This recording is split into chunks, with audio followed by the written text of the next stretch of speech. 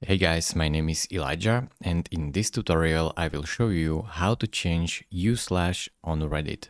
So as you can see, you will have to go to your menu. So go to your profile, click on your profile picture in the top right corner and click on view profile. And here you should see your u, and you can change it simply like so. Go to your settings and then simply click on profile. Now, here we have your display name, so we can simply change it.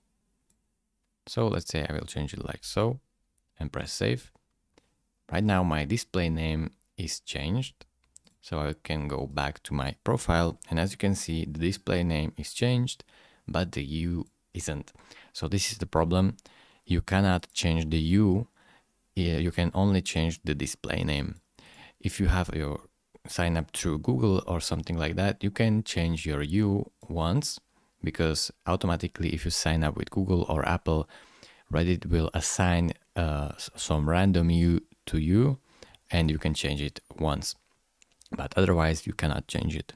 So that's for now. Thank you very much for watching. If this video was helpful to you, consider subscribing and liking this video, and I will see you in the next tutorial. Bye bye.